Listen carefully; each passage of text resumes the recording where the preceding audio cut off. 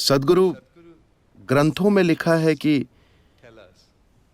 इस दुनिया में जो कुछ भी हो रहा है, साथ ही हमारे जीवन में जो कुछ भी होता है, वो पहले से तय है।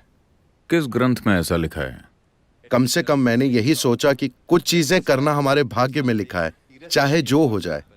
अगर ये सच है तो हमारा किसी न किसी दिन मरना भी तय है, तो दुनिया में हमारे जैसे लोगों का क्या काम है?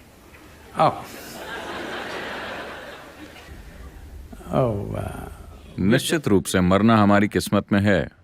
लोग आकर मुझसे कहते हैं, सद्गुरु ये आदमी मेरा दुश्मन है, मैं उसे सहन नहीं कर सकता। मैं कहता हूं बस इंतजार कीजिए, वो मर जाएगा। आपको कुछ नहीं करना है, बस इंतजार कीजिए, बस धीरज रखिए। तो मरना तय है, हाँ, मगर मुझे नहीं लगता कि किसी भी ग्रंथ ने इस बात का जिक्र किया है कि आपका जीवन पहले से तय है या पहले से निर्धारित है। यह विचार विदेश से आया है। आपको समझना होगा कि इस संस्कृति की मूलभूत प्रकृति क्या है, इसकी जड़ें कहाँ हैं। ये एक बिना भगवान की संस्कृति है। आपको ये समझना होगा, इस देश में कभी भगवान की कोई धारणा नहीं रही है। वो धारणा विदेश से आई है। मैं इसे ठीक से समझाता हूं, क्योंकि इससे बहुत से लोग नाराज हो जाते हैं।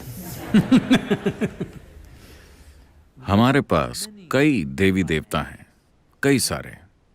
हम 33 करोड़ जैसी किसी संख्या की बात करते हैं। ये सारे देवी देवता कैसे आए? एक ही ईश्वर में विश्वास करने वाले मानते हैं कि कोई एक भगवान है जो ऊपर बैठकर आपके लिए चीजें करता है, यानी कि कोई ऐसा शख्स है जो सारे फैसले करता है। इस संस्कृति में ऐसा नहीं है। यहाँ कोई भगवान नहीं है, लेकिन बहुत सारे देवी देवता हैं। ये देवी देवता कौन हैं? अगर आप पीछे मुड़कर देखें तो आपके पास जितने देवी देवता हैं, उनके लिए जिस शब्द का इस्तेमाल किया जाता था, आप देवी हैं, वो है यंत्र। उन्हें हमेशा यंत्र कहा गया। यंत्र शब्द का अर्थ है मशीन या उपकरण या औजार।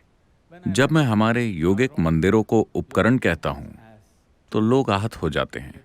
सद्गुरु ऐसा मत कहिए, ये हमें अपने जीवन से भी प्यारा है। मैंने कहा, अगर आप इससे आहत होते हैं तो आप आश्रम आइए, मैं आपको आश्रम में प्लम्बिंग का काम दूंगा, बिना किसी उपकरण के।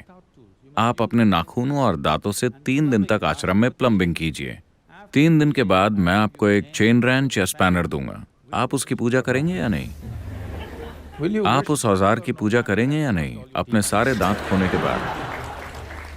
तो औजार की ताकत, हमने उपकरण या औजार की ताकत को हमेशा से जाना है। हम इंसानों के रूप में इस धरती पर जो कुछ हैं, वो उन औजारों की वजह से हैं जो हमने बनाए हैं। अगर हमारे पास औजार नहीं होते तो एक कुत्ता भी हम पर हावी हो जाता है ना? हाँ या ना? It's only because of the tools human beings have become who they are. केवल औजारों के कारण ही इंसान वो बन पाया है जो आज वो है।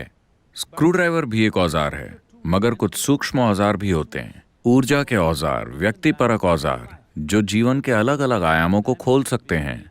इसीलिए हमने हर आयाम के लिए एक अलग यंत्र, एक अलग संभावना बनाई, क्योंकि हम साफ तौर पर जानते थे कि इस यंत्र के बिना हम कभी इस संभावना को नहीं छू सकते। हम उसके आगे झुकते हैं और उसी की पूजा करते हैं, क्योंकि प्रार्थनाशील बने बिना ये आपके काम नहीं आएंगे। हम साफ तौर पर जानते हैं कि भगवान हमने ही बनाए हैं, बस बाकी लोग इसे भूल गए हैं। तो यहाँ हमने आपसे कहा कि आपका जीवन आपका कर्म है। इसका मतलब है कि आपका जीवन आपका ही बनाया हुआ है। तो पहले से तय होने का सवाल ही कहाँ है? ऐसी कोई चीज इस संस्कृति में नहीं है। धन्यवाद सद्गुरु। पर एक डॉक्टर के लिए सोचना खतरनाक है कि सब पहले से तय है।